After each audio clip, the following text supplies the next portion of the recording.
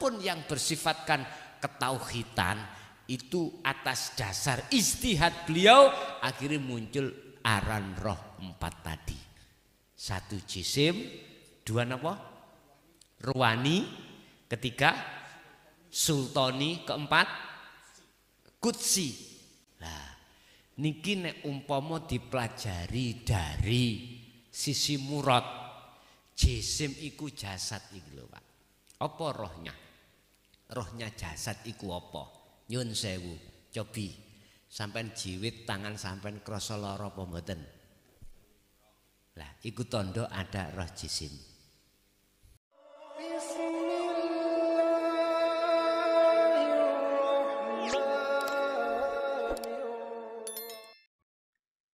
Assalamualaikum warahmatullahi wabarakatuh. A'udzubillahi minasyaitonirrajim. Bismillahirrahmanirrahim. Alhamdulillahi rabbil alamin.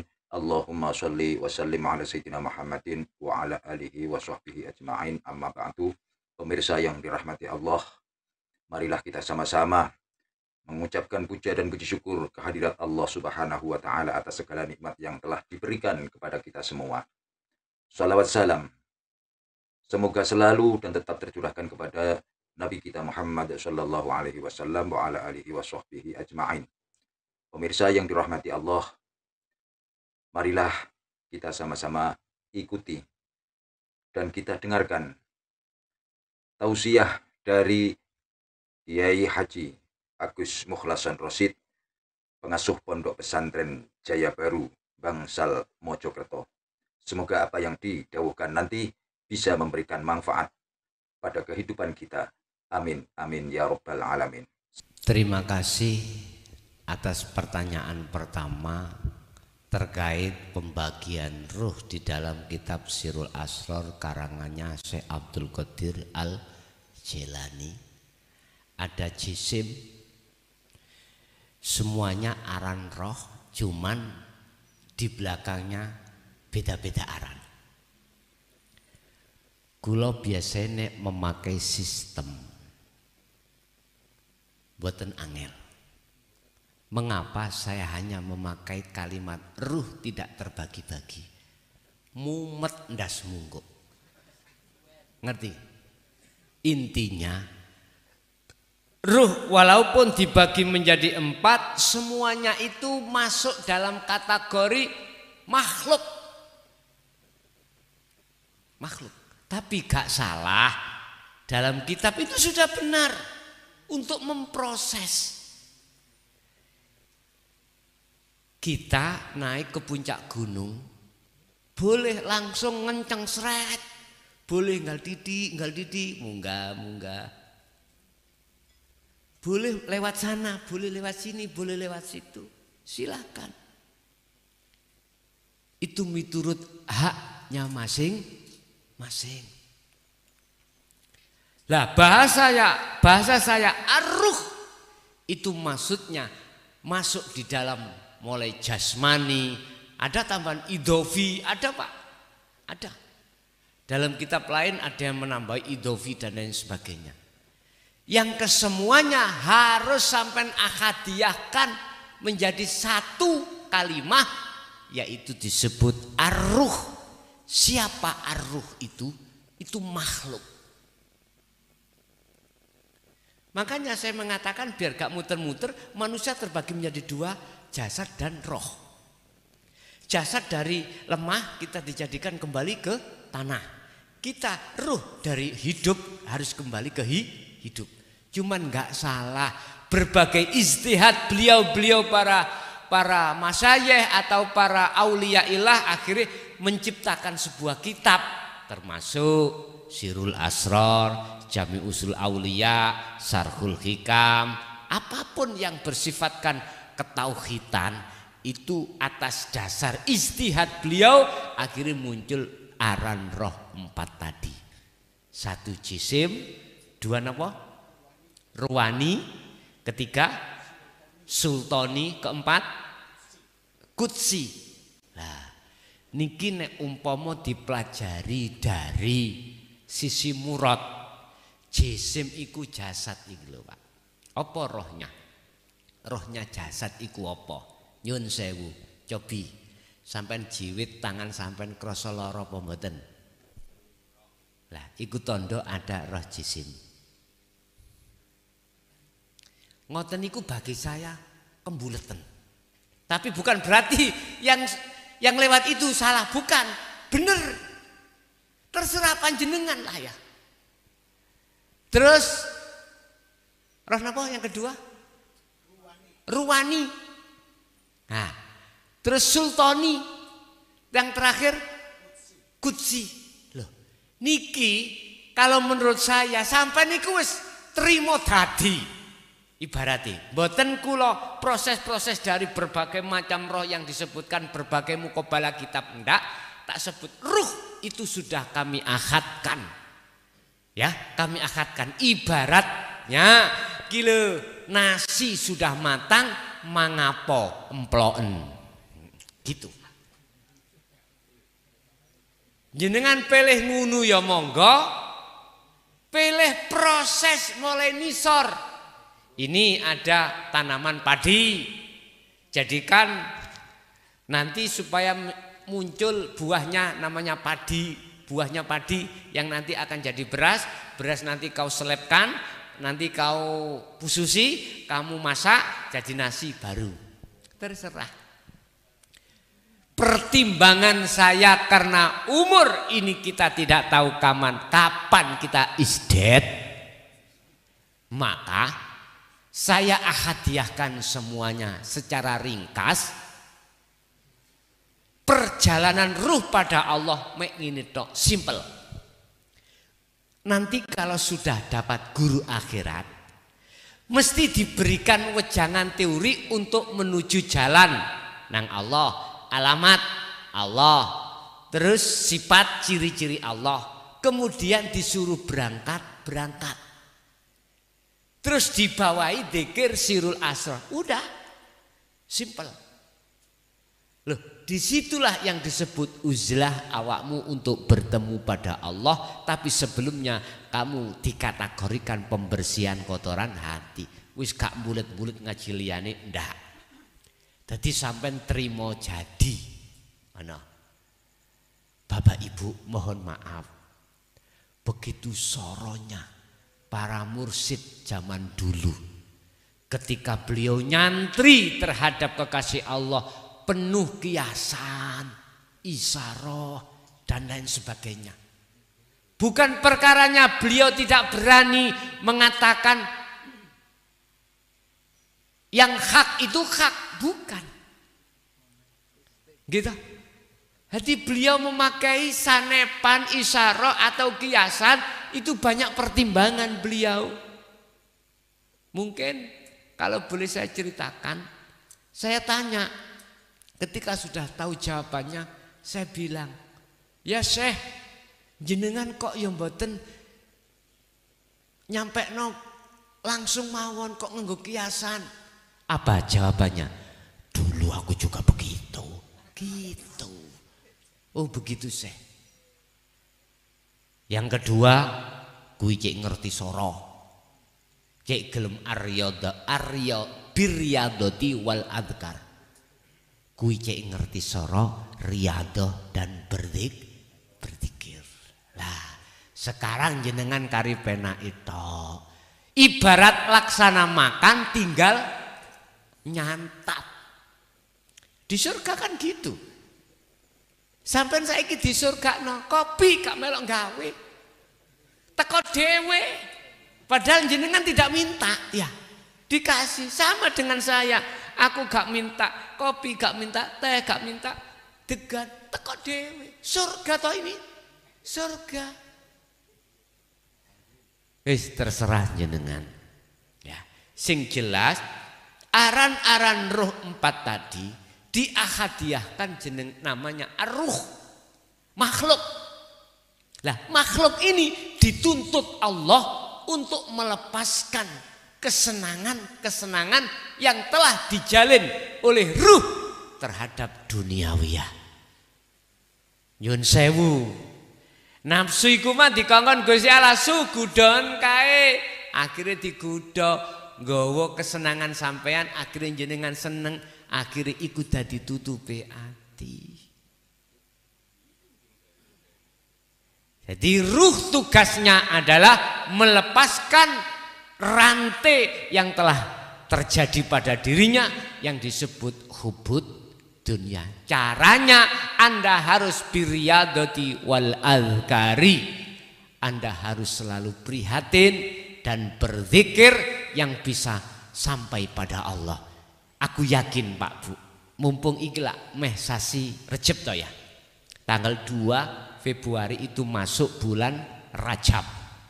Dan bulan Rajab ini ada sejarah, cerita, historis Kanjeng Nabi Isra dan Mi'raj. Isra dan Mi'raj itu perjalanan panjenengan ruh usul datang Allah.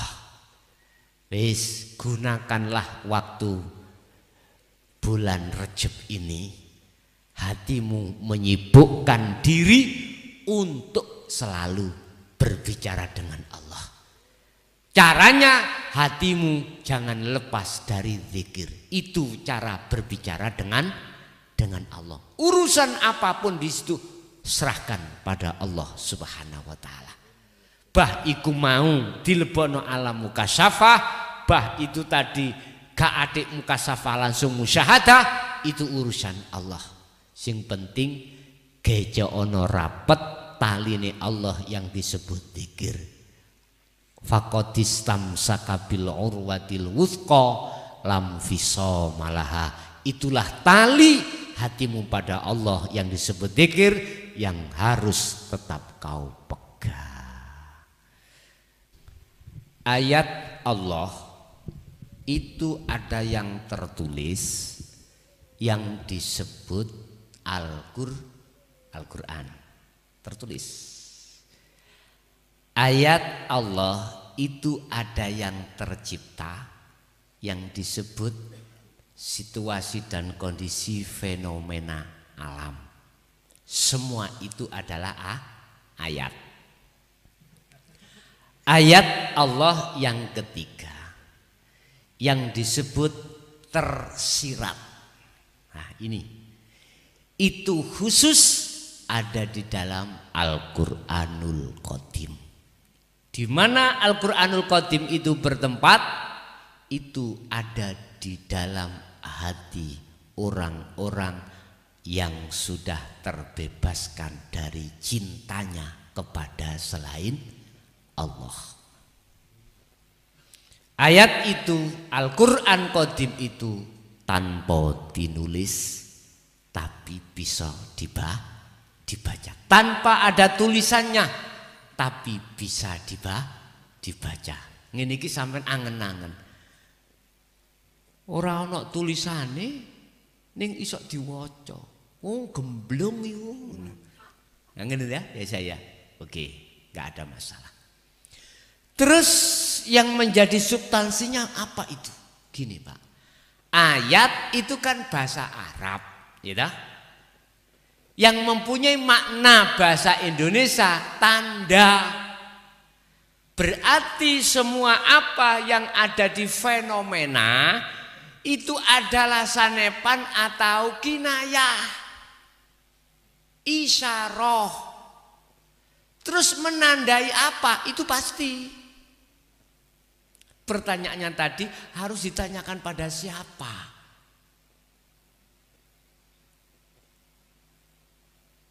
Saya sering mendapatkan pertanyaan-pertanyaan dari pengalaman fenomena. Setiap jamaah itu lewat WA atau lewat kronologi majelis taklim begini. Boleh tanyakan pada saya, tapi sing jawab itu bukan saya. Mukhlason bukan. Tapi yang jawab adalah saya, maksudnya Allah Subhanahu wa ta'ala. Hanya boleh ditanyakan pada Allah. Wis ring kesingonon jika salah paham. Itu yang bisa menjawab hanyalah Allah Subhanahu wa ta'ala. Tanyakan pada beliau. Caranya apa? Bagaimana? Jangan melihat kau memandang bahkan mempunyai keimanan atas diri makhluknya. Pandanglah, imanlah hatimu pada hidupnya. Hidupnya itu bukan makhluk, tapi hidupnya itu al-haq, Allah Subhanahu wa ta'ala. Monggo. Dadi nek jenengan saged takok nek nggone forum monggo, takok nek WA nggih monggo, pasti kula jawab. Tapi sampean sing sabar nang WA, kadang takonnya pagi, jawabannya sore. Karena kesibukan-kesibukan. Seperti ini ki. Enggak tahu kalau saya tausiah di sini, tanya masuk di sini bleng. Kok suwe ra dijawab-jawab. Tak delok online. Tapi kok gak jawab. Ternyata ketika saat masuk di ranah WA belum saya keluarkan, akhirnya centangnya itu online. Paham sampean? WA sampean HP, sampean masuk di dalam ranah WA. Udah sampean tutup. Sampean tapi jangan keluar. HP jangan keluar dari ranah WA. Udah diletakkan. Ceken di luar mesti keterangannya online. Kadang-kadang aku ya tertidur nguniku saking capek jawab keturun HP rutuh. Online kok ora ono jawaban. Ternyata orangnya melungker, tidur dan lain sebagainya. Jadi tetap saya jawab. Tetap saya jawab sesuai dengan aslinya tadi. Artinya kalau toh ayat itu tanda pasti menandai sesuatu. Ya sesuatu itu yang harus aku jawab. Yang jelas aku siapa yang bisa menjawab? Hanya aku Allah Subhanahu wa ta'ala. Nek aku nih makhluk gak iso Pak. Gak bisa. Dalam dunia modern sejenius-jenius manusia itu pasti ada batasnya. Istilah peribahasa di atas langit pasti ada langit lagi, di atas langit ada langit lagi. Langit yang tertinggi adalah Tuhan yang Maha Esa. Monggo Pak, nek umpami ditakokne ning kula nggih tetep kula jawab. Siapapun Anda kula mboten ningali dari ras atau agama atau dari suku, tidak. Semua yang sudah tergabung dalam dinut tauhid atau agama ketuhanan, ajaran ketuhanan, itu saya anggap sebagai saudaraku. Kul innama ana basarum mislukum, Rasulullah dawuh lewat surat Al-Kahfi. Muhammad katakan terhadap umatmu, isinya yang dikatakan ana, saya Muhammad iku basarun mislukum, aku podo ambek awakmu, podo makhluke, sehingga kau saya anggap sebagai saudara.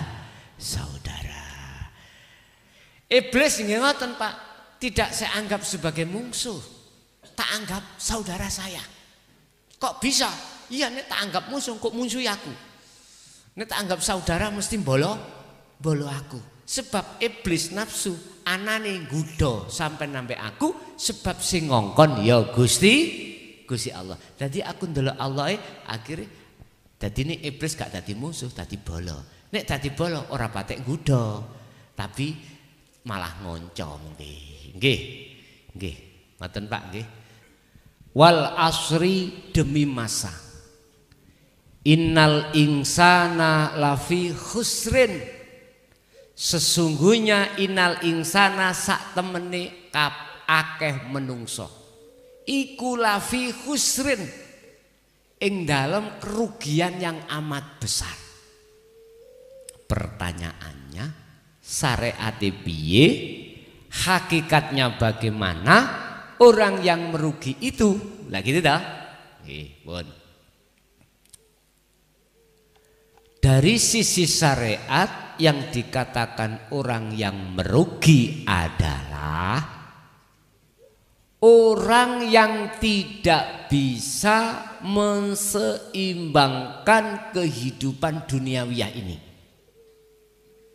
Saya ulangi, syariat, dari kacamata syariat, orang yang merugi adalah orang yang saat di dunia tidak bisa menseimbangkan hukum syariat dalam agamanya miturut keyakinannya masing-masing.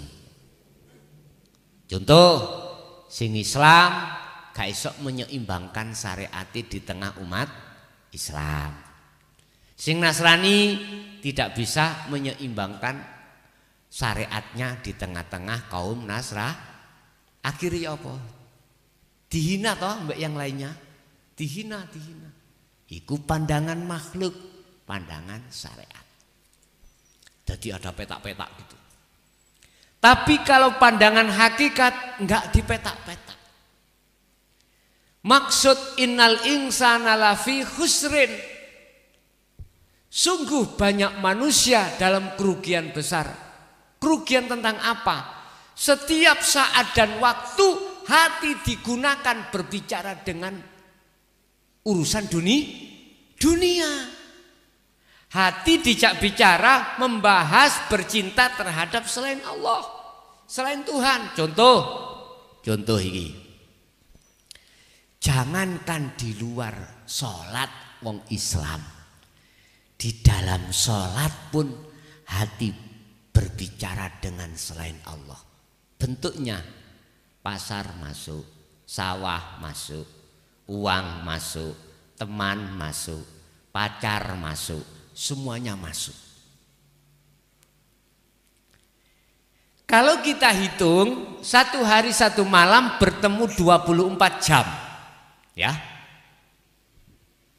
Banyak ternyata manusia yang dalam kerugian besar masa itu, sedikit manusia mempergunakan untuk berbicara dengan Tuhan.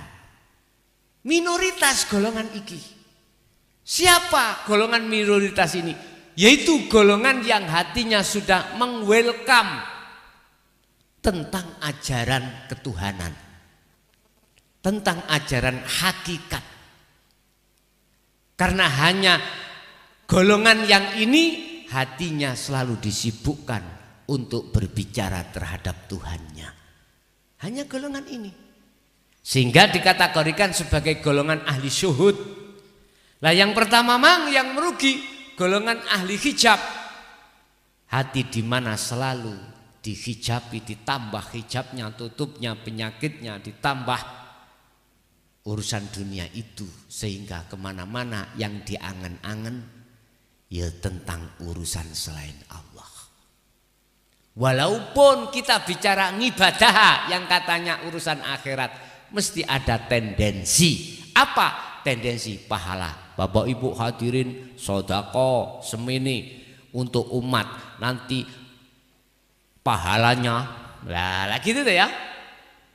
Koyoke endinge nang akhirat, koyoke endinge iku mau kebagusan, tetapi aslinya muter-muter koyok khimar ngumetno gilingan gandum.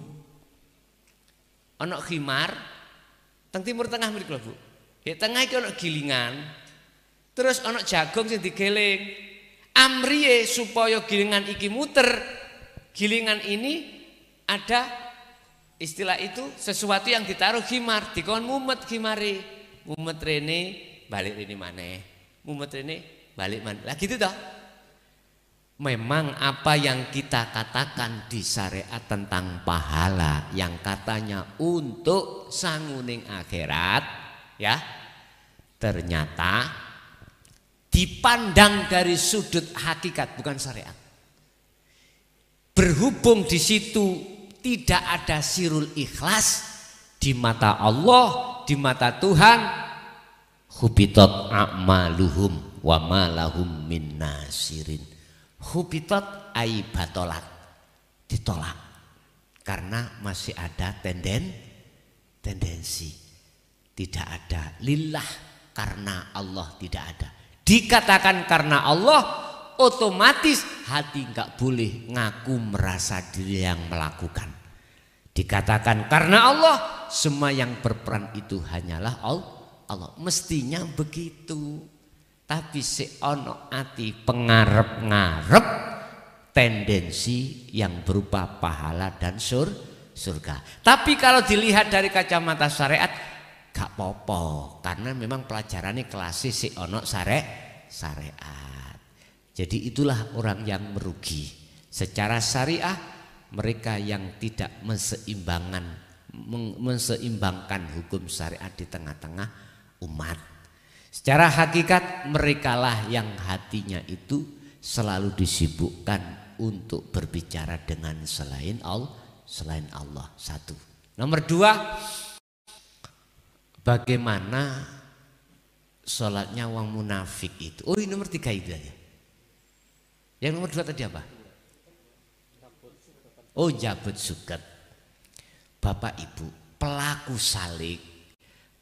salik ketika suluk nuju wusul nang Allah, kadang-kadang Gusti Allah iku meletakkan sifat Rahman di dalam hati. Ya, mohon maaf, ini tidak satu dua, banyak memang. Takut ketika saat berjalan, takutnya menginjak semut, takut jabet suket. Karena apa? Berprinsip hatinya sudah disibukkan untuk melihat semua anugerah Allah. Sebab masih suket, masih semut, itu yang menghidupkan, itu juga Allah. Secara otomatis sifat Rahman itu tertanam. Nek sifat Rahman tertanam, maka apapun sing sampean lakukan, menghadap apapun sampean serba takut.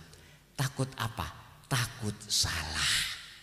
Karena Anda dengan mereka itu sama, tergabung dalam satu wadah yang disebut makhluk. Disebut makhluk. Terus bagaimana caranya nanti kula mboten takut. Sifat Ar-Rahman itu harus dicabut Allah, tinggal sifat Ar-Rahim saja. Niki. Lah yang menjabut Allah caranya bagaimana? Wis, apapun sing terjadi pada diri jenengan, tetap hatimu berpegang teguhlah tajali pada Allah. Berarti yang nginjak semut bukan Anda, akhirnya itu Allah. Sing jabut suket akhirnya bukan Anda sejatine, tapi Allah. Akhirnya bisa dimanfaatkan terhadap yang lain. Ini caranya berarti bertajali. Terus bagaimana sholatnya orang yang fasik, orang munafik itu? Sebagian di dalam Al-Quran dikatakan ibarat orang yang bersiul. Makanya kula wau siul mau. Guyon. Wakola aidan salate kuwi mau selalu lupa. Innal insana. Ini kalau surat sing mlebu kawel kalau fasholli li rabbika wanhar. Fawailul lil musallin. Fawailun, celaka besarlah bagi sapa? Lil musallin, bagi orang yang sholat. Tapi jangan berhenti. Bagi orang sholat yang bagaimana yang celaka? Fawailul lil musallin alladzina hum an sholatihim sahun. Yaiku sholate wong yang ketika sholat hatinya lalai pada Tuhan. Sholat itu kan substansinya kan menghadap dan bertemu toh Pak. Tapi ternyata di situ tidak bertemu Allah, tapi bertemu selain Allah. Yaitu yang disebut sholat yang melalaikan. Miturut kacamata hakikat ayat ini tadi. Mengapa demikian? Dan ini pasti berlaku bagi siapapun, karena di dalam hati kita itu telah terkontaminasi dengan kesenangan dunia yang ditimbulkan oleh hawa nafsu. Coba nek iku resik, ora iso. Ora iso. Mboten saged. Tetep salatnya bener nantinya. Lah salat bener ini apabila syahadatnya sudah benar. Syahadat itu persaksian. Persaksian yang dikatakan betul ketika saat yang menyaksikan itu tahu siapa yang disaksikan. Kembali kepada orang yang merugi tadi, kecuali yang tidak merugi. Tadi belum saya teruskan. Fawailul lil subhanallah illal ladina amanu wa amilus solihah wa tawasau bil haqqi wa tawasau bis sabri.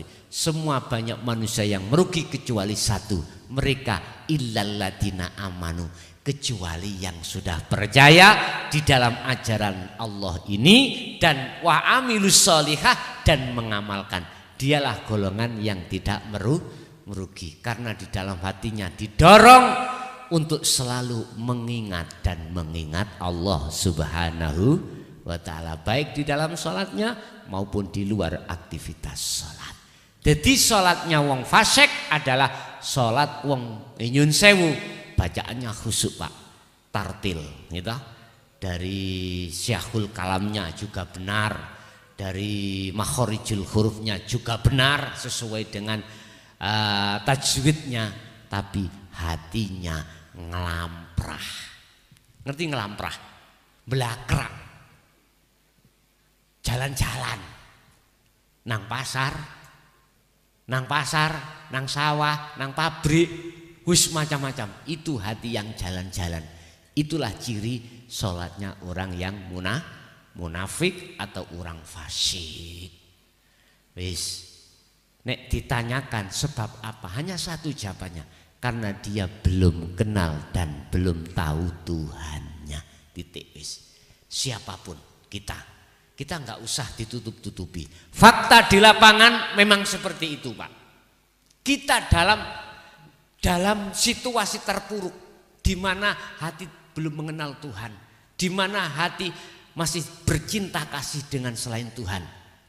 Inilah mengapa Tuhan mengirimkan utusannya untuk membawa ajarannya, untuk membebaskan kita maksudnya hati yang sudah tersesat di dalam jurangnya hawa nafsu. Tapi la ikraha fiddin, tidak ada paksaan untuk mengikutinya. Lah disinilah ada ayat yang mengatakan itu. Sehingga saya tidak boleh sakit hati, saya tidak boleh mengatakan salah terhadap orang yang tidak mengikuti ajaran Allah ini, ajaran Tuhan Al-Haq ini. Paham Pak nggih? Nggih. Pemirsa yang dirahmati Allah, begitulah tadi uraian dari Romo Kiai Mukhlason Rosid, pengasuh Pondok Pesantren Jaya Baru Bangsal Mojokerto. Semoga apa yang diuraikan bisa kita ambil manfaatnya, yang akhirnya apa yang kita lakukan utama dalam masalah ibadah kita menjadi lebih sempurna. Demikian dari kami. Assalamualaikum warahmatullahi wabarakatuh.